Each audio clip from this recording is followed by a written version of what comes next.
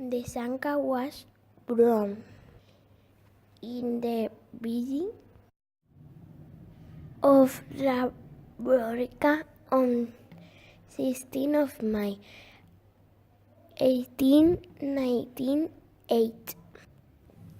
When she was a baby, she was taken to the village of Brankovina.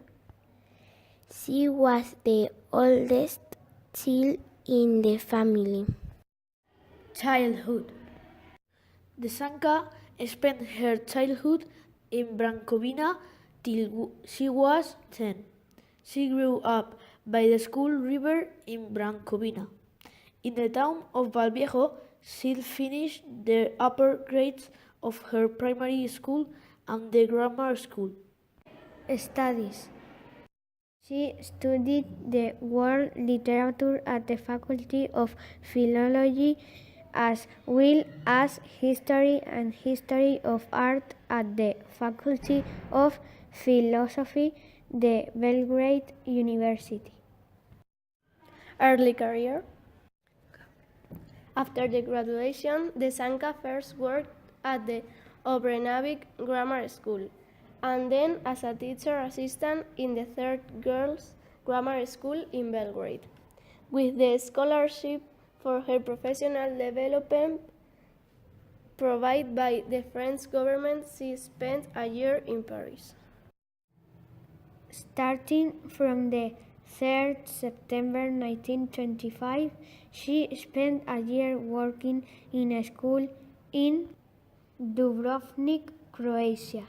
Then she moved to Belgrade again, where she worked in the First Girls Grammar School, today the Fifth Belgrade Grammar School. At the beginning of World War II, she retired, but she went back to work in the same school in 1944, where she finally finished career of a teacher in 1953. The most significant work. Desanka used to write different kinds of poetry: patriotic, youth, enthusiastic, solemn, and emotional. She heard about the German shooting of the students in Krakow, 21st October of 1941. She wrote a poem about the terror of occupator over the innocent people.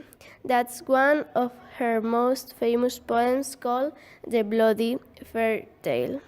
The poem was published after World War II.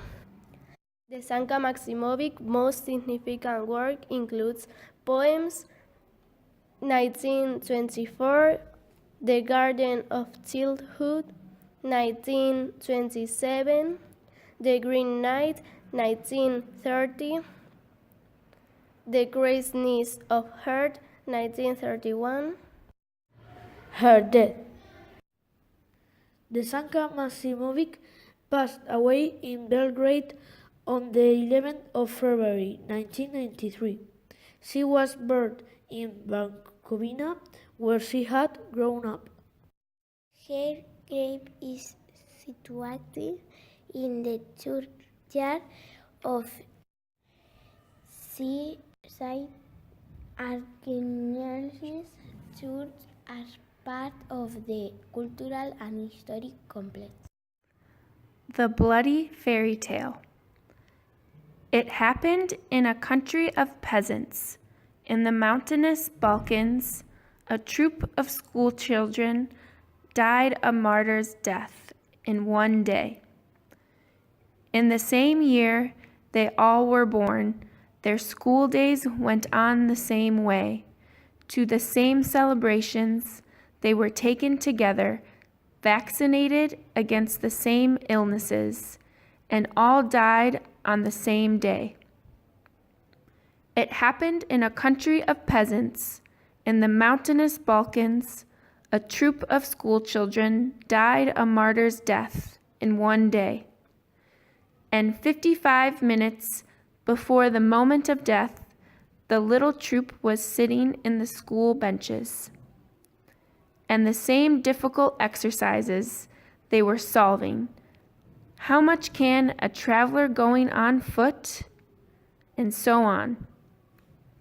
Their minds were full of the same numbers, and exercise books and school bags contained a meaningless abundance of A's and D's. A handful of the same dreams and the same secrets, both of patriotism and of love, they were clenching at the bottoms of their pockets. And it seemed to everyone that they will live for a long time, that they will live for a very long time, be running beneath the blue firmament until they finish all the exercises in the world. It happened in a country of peasants in the mountainous Balkans. A troop of school children died a heroic death in one day. Whole rows of boys took each other's hands and from their last class at school went peacefully to the firing squad as if death was nothing. Whole rows of friends ascended at the same time to their eternal resting place.